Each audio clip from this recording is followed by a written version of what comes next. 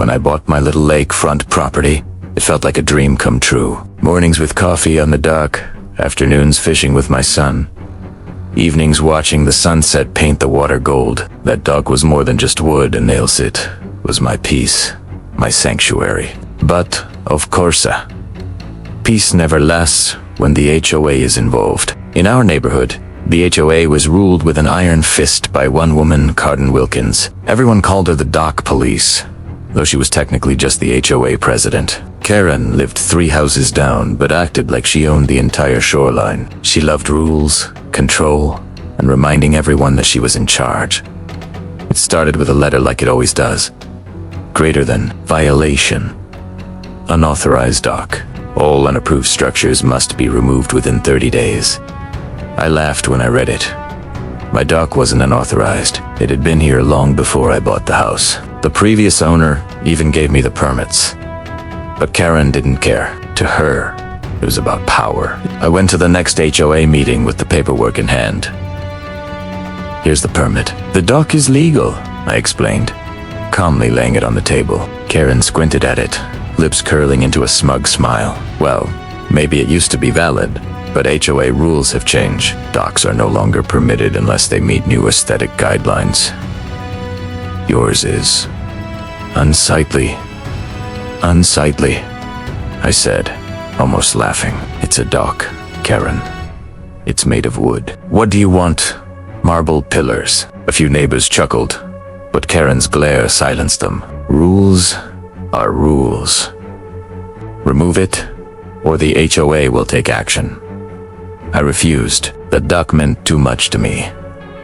So Karen declared war. The harassment began.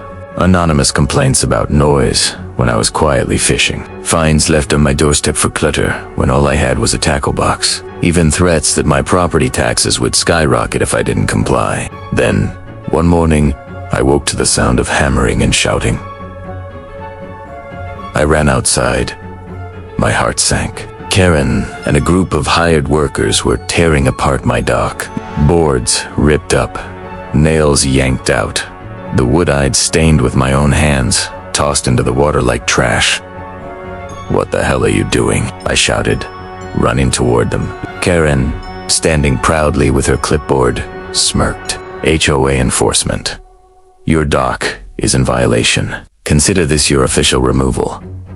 You can't just destroy my property, I yelled. Oh. But we can, she said sweetly. It's in the bylaws. I wanted to call the police, but she'd already covered her tracks, filing false documents that labeled my dock unsafe. By the time the workers were done, all that remained was jagged wood sticking out of the water. My sanctuary was gone. I was furious, crushed. For weeks, I avoided the shoreline because looking at the destroyed dock made my blood boil. But karma is a funny way of balancing the scales. Summer came, and with it, the HOIS Annual Lake Appreciation Day. Guess who organized it? Karen, of course. She wanted to show off her authority by hosting a big neighborhood barbecue by the water. Tents, grills, lawn chairs all set up right near where my dock used to be. Primera está. Yet bike sitting on my porch, watching the circus unfold. Kids ran around. People mingled. Karen strutted about like a queen. That's when it happened. Karen, in her oversized sun hat and floral dress, strutted down to the water's edge to give some kind of pompous speech. She gestured toward the lake, bragging about how much cleaner and safer it looked, without illegal docks cluttering the view. And then her heel caught on the jagged remains of my dock.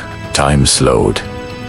She wobbled, arms flailing, eyes wide, and then splash. Karen tumbled straight into the lake, hat flying off, clipboard sinking beside her. The crowd gasped, then erupted into laughter. Help! Somebody help me! She screamed, thrashing in the water. But the irony was too rich. She'd destroyed my dock, claiming it was unsafe yet. It was her own arrogance that sent her plunging into the water. A couple of neighbors eventually pulled her out, dripping wet and humiliated.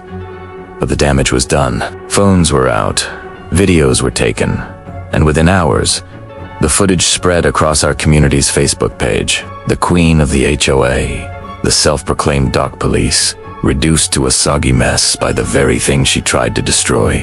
After that, Karen's power began to crumble. Neighbors she had bullied for years suddenly found the courage to push back. At the next meeting, I stood up and showed everyone the original permits for my dock, proving Karen had acted illegally when she ordered its destruction. The board turned on her. Fines, lawsuits, threats of removal. 18 months Karen was ousted as HOA president. As for me, I rebuilt my dock. Bigger this time. Stronger.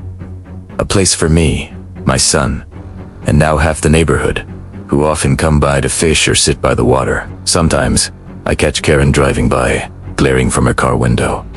But she never stops. Not after what happened. And every time I sit on my dock, watching the sun dip below the horizon, I smile. Because in the end, she didn't just destroy my dock. She destroyed herself.